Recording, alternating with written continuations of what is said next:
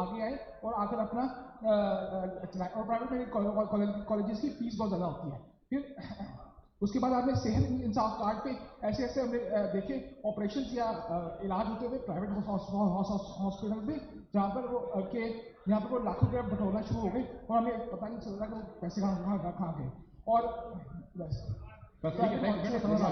اور ایک اور مسئلہ یہ ہے کہ اب الائڈ ہیلتھ سائنسز کونسل بھی بنانی چاہیے آپ کو. الائڈ ہیلتھ سائنسز آپ نے بڑا اسپیسیفک سوال حضرت ایک منٹ میں بتاؤں گا. میں بڑا اسپیسیفک سوال کر دیا.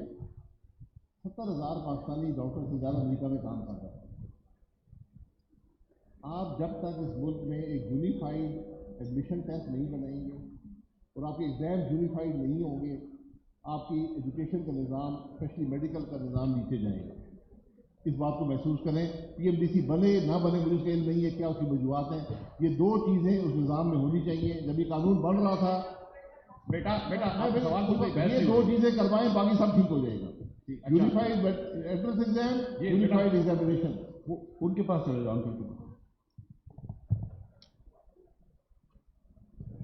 بسم اللہ الرحمن الرحیم. میرا سوال جناب پرائم منسٹر صاحب سے ہے.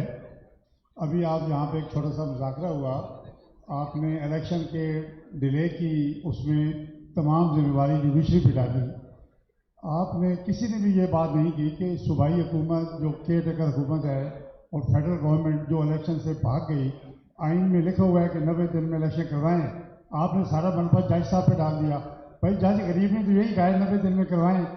اگر وہ کوئی بینک 18 بن جائے, فل بنے, ایک بنے, 90 دن کی بات ہے. آپ نے کسی نے بھی نہ کیئر ٹیکر گورنمنٹ کی بات کی, نہ الیکشن کمیشن کی بددیانتی کی بات کی, نہ فیڈرل گورنمنٹ کی بزدلی کی بات کی.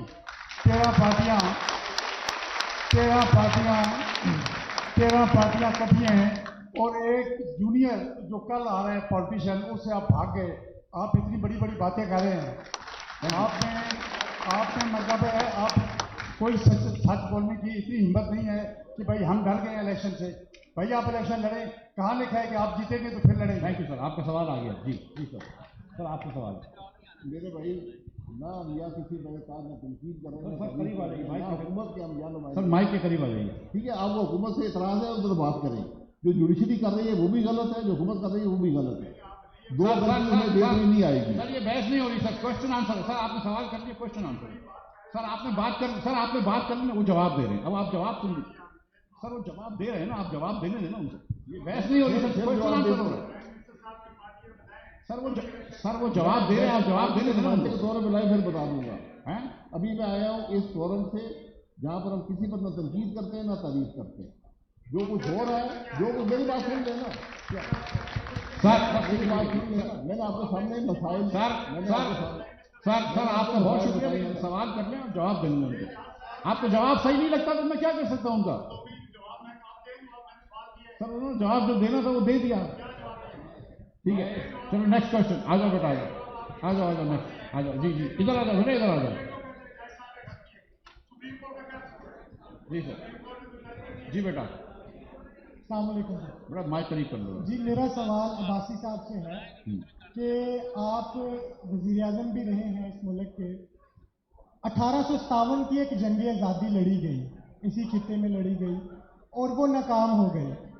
اس کے غصے میں انگریز نے 1861 اور 1860 میں پولیس ایکٹ اور فوجداری ایکٹ بنایا تھا. پاکستان میں ابھی تک 75 سال ہو گئے ہمیں آزاد ہوئے, لیکن وہ جو انگریز نے غصے کے اندر آزادی کی تحریک کو دبانے کے لیے بنایا تھا پولیس ایکٹ, وہی نافذ العمل ہے. اور جو 1861 کا جو فوجداری ایکٹ ہے وہی نافذ العمل ہے.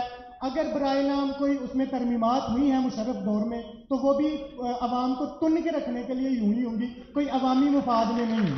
تو آپ سابقہ وزیر اعظم بھی ہیں اور آپ ممبر قومی اسمبلی بھی ہیں, وہی قومی اسمبلی کے ممبر ہیں کہ جس کے ایک دن کے اجلاس کا خرچہ تقریباً آپ 6 کروڑ روپے یومیہ ہے.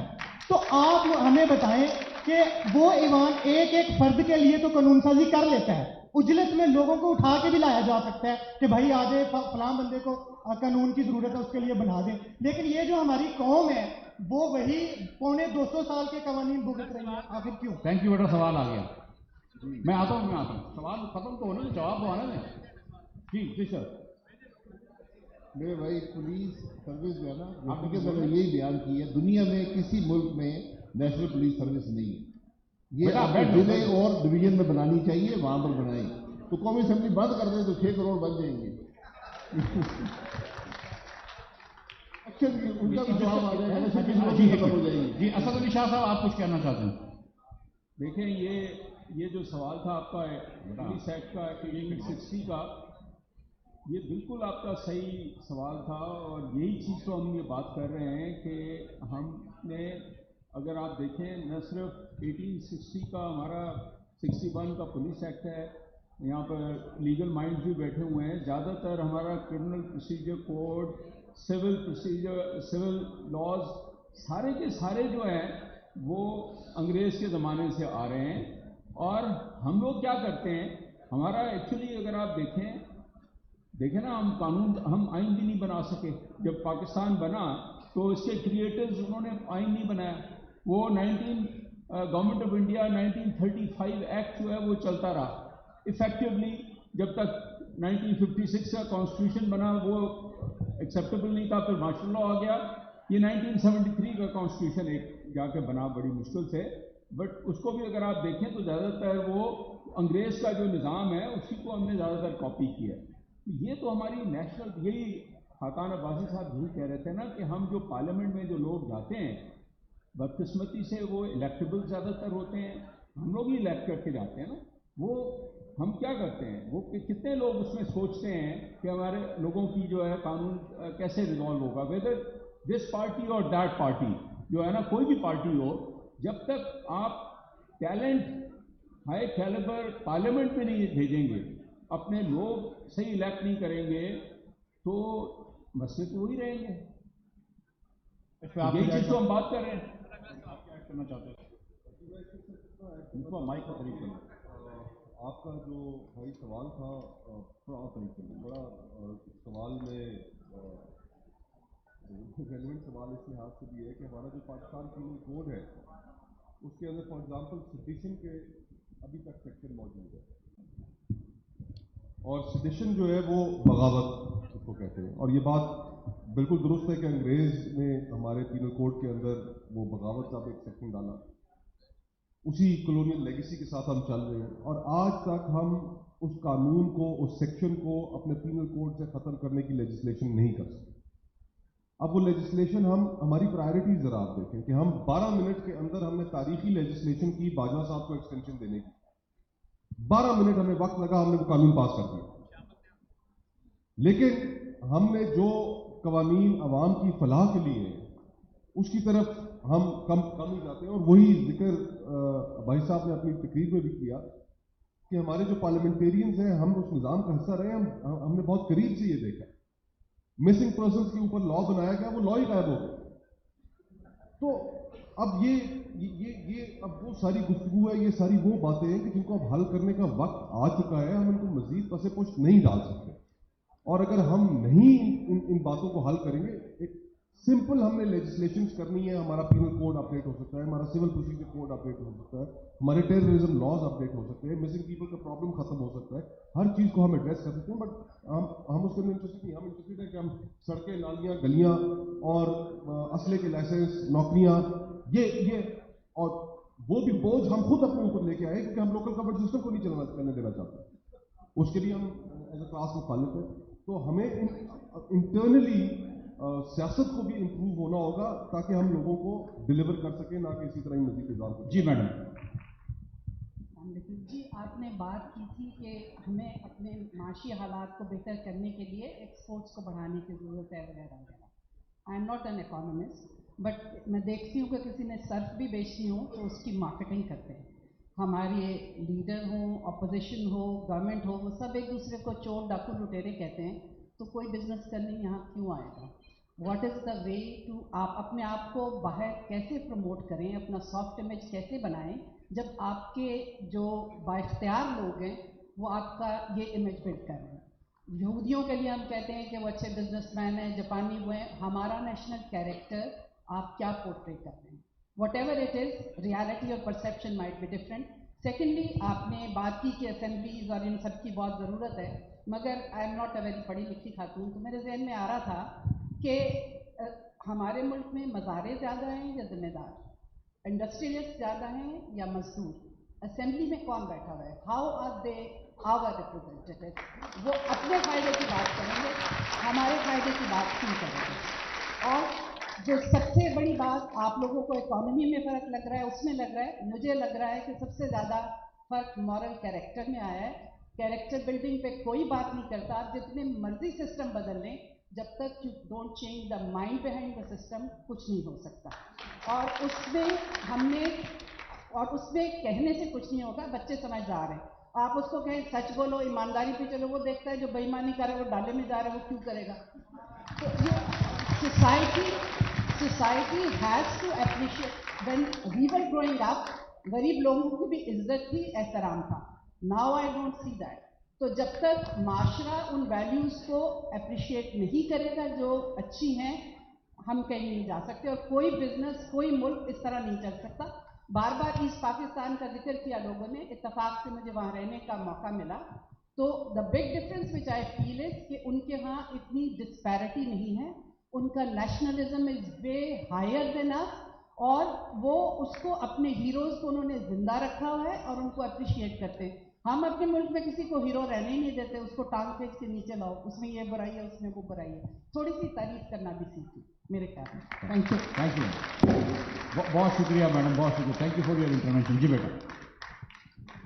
अस्सलाम वालेकुम। Wajahat Ali, I recently completed my MPhil from Minhaj university. मेरा प्लीज क्वेश्चन है ऑनरेबल एक्स प्राइम मिनिस्टर से। जैसे आपने फॉरेन पॉलिसी के कॉन्टेक्स्ट में बात की थी, तो अभी जिस तरह अभी पाकिस्तान में जो लास्ट गवर्नमेंट थी, उन्होंने बात की थी अपने नेशनल सिक्योरिटी डॉक्यूमेंट में जियो इकोनॉमिक्स की।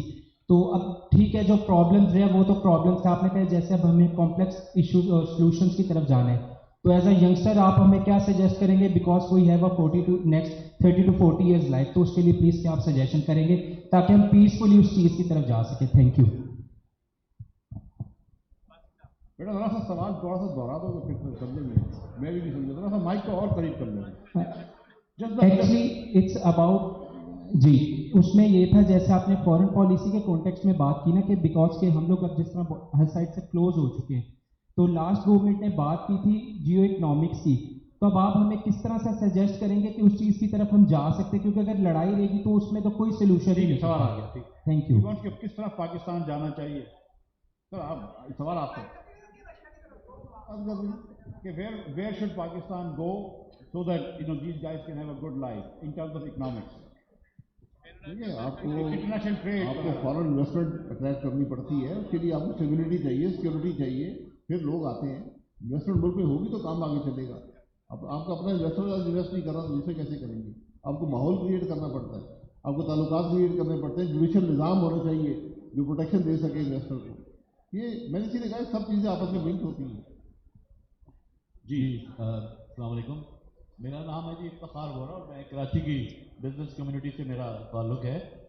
मैंने आपके वहाँ के सेमिनार में भी शिरकत की थी और यहाँ भी मैंने आज देखा है कि थोड़ा सा फ़र्क था, वो मैं आपने थोड़ा सा कमेंट करना चाहूँगा।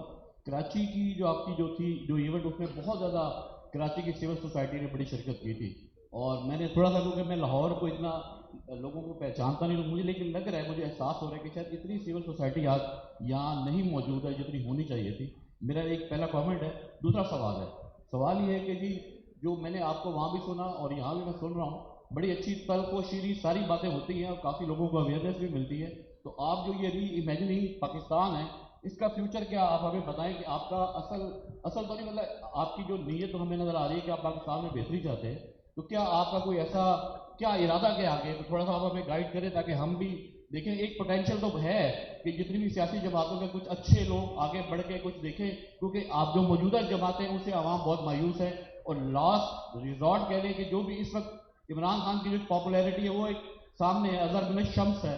तो मुझे आप ये थोड़ा सा बताएं कि हमें अच्छे लोग चाहिए, जो एक पोटेंशियल, जो एक गैप है इस वक्त पाकिस्तान की पॉलिटिक्स में, वो आगे बढ़े और हमें गाइड भी करें, तो हम उनका डेफिनेटली उनके लिए एक बहुत बड़ा स्कोप मौजूद है। Thank you. आपका सवाल आ गया जी। मुस्तफा आप जवाब दें, खुद सवाल दो। मुस्तफा आप जवाब कि आपका क्या इरादा है ये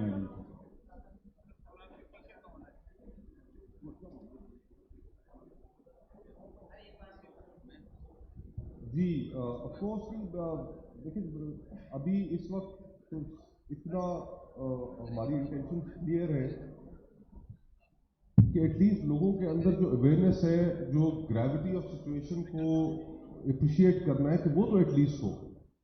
آپ اپنا میڈیا اٹھا کر دیکھیں کہ صبح سے شام تک اس کے اوپر آپ کو صرف لڑائی اور جھگڑا اور ایک دوسرے کو گالی دینا نظر آئے گا. اس کے علاوہ کوئی کانورسیشن ہی نہیں ہو رہی.